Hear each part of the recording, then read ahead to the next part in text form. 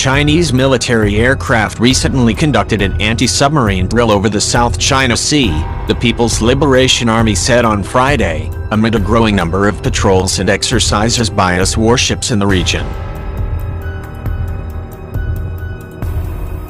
The drill, which involved 2 aircraft, was conducted earlier this month, not long before the U.S. Naval and Marine units took part in expeditionary strike force training in the disputed waters, the PLA Navy said in a report. While acknowledging the difficulties involved in such an operation, the report said the aircraft successfully identified several suspicious objects. Anti-submarine exercises are like trying to find a needle in a haystack. It's difficult. The underwater hydrological conditions are complex, Yu Yang, the captain of one of the aircraft, was quoted as saying. But by having 2 planes working together, it increased the probability of finding a submarine, he said. Wang Shelin, one of the commanders of the exercise, said that anti-submarine operations were not only dangerous but a real test of the pilot's skills. Successfully completing the mission demanded precise control of the speed and altitude of the aircraft, he said. The publication of the PLA report came after the United States staged a 4-day exercise in the South China Sea last week involving the Theodore Roosevelt Carrier Strike Group, the American Expeditionary Strike Group, and the 31st Marine Expeditionary Unit. At the end of last month, the U.S. Navy accused the PLA of unsafe and unprofessional behavior after a Chinese destroyer pointed a laser at an American maritime patrol aircraft flying over international waters west of Guam. Colin Ko, a research fellow with the S. Rajaratnam School of International Studies at Nanyang Technological University in Singapore, said the Chinese military was keen to promote its anti-submarine capabilities. This means we can expect to see more such exercises in the future, with no let-up because of the coronavirus, he said. You can also see this as a response not only to the recent Carrier Strike Group operations, but the intensified US military presence in the South China Sea.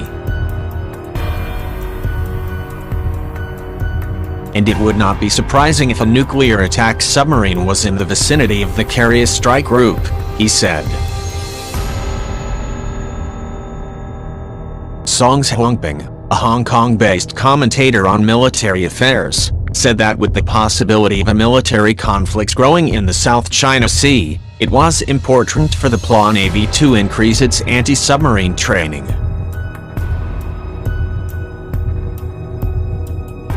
The rivalry between the great powers is getting more and more intense, and the PLA must strengthen its preparations, he said. Echoing Commander Wang's comments, Song said that the high volume of maritime traffic and sheer size and depth of the South China Sea made searching for submarines difficult. So the PLA is trying to enhance its capabilities by constantly installing and testing new anti-submarine equipment, he said. Taiwan sent fighter planes to intercept a flight of PLA Air Force aircraft that briefly approached the island on Monday evening in what analysts said was a rare exercise by Beijing aimed at showing off its night navigation capabilities.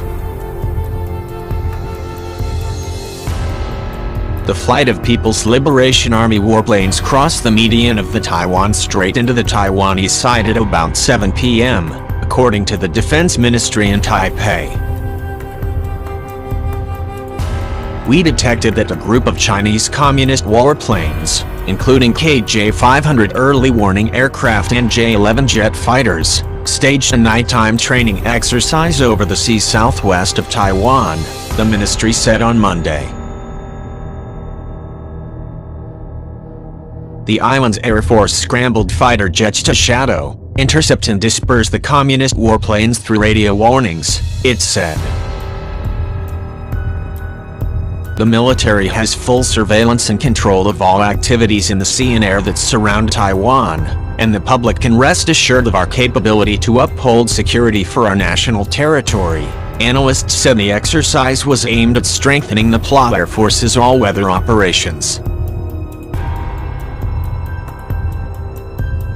In addition to enhancing all-weather capability of its military fleet, the communist warplane's flyby is aimed at sending out the message that it is business as usual with PLA war games despite the coronavirus outbreak in mainland China, said Alexander Wang Chuqing, a professor of international affairs and strategic studies at Tamkang University in Taipei. He said the PLA's night trail was also aimed at testing the response of forces such as the United States and telling them that the mainland's Air Force can carry out nighttime combat operations. Of course, it is also aimed at intimidating Taiwan, Wang said. Beijing views Taiwan as a wayward province that must be brought back to the mainland fold, by force if necessary. It has suspended official exchanges with Taiwan since Tsai Ing-wen of the independence-leaning Democratic Progressive Party was first elected president in 2016 and refused to accept the One China principle as the basis for cross-strait exchanges. Since then, Beijing has staged war games close to the island and poached 7 of Taiwan's diplomatic allies to heap pressure on the president, who was re-elected last month. It was the 4th time in 2 months that Taiwan's Air Force has scrambled to intercept PLA aircraft. 3 separate groups of the mainland's warplanes, including J-11s, KJ-500S and H-6 bombers, approached Taiwan on their way to the Western Pacific over the Bashi Channel for long-haul training exercises before returning home over the Miyako Strait to the northeast of Taiwan. Those actions prompted the U.S. to send 2 B-52 bombers on southbound flights off Taiwan's east coast, while the MJ-130J Commando II multi-mission combat transport plane flew over the Taiwan Strait, the Defense Ministry said.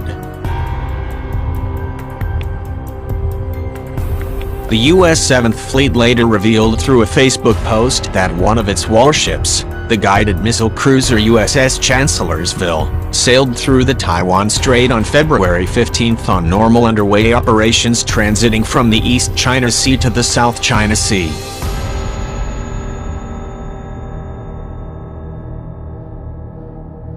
The U.S. switched diplomatic recognition to Beijing from Taipei in 1979, but has maintained close substantive and military ties with Taipei in line with its policy to check Beijing's military expansion in the Asia-Pacific region.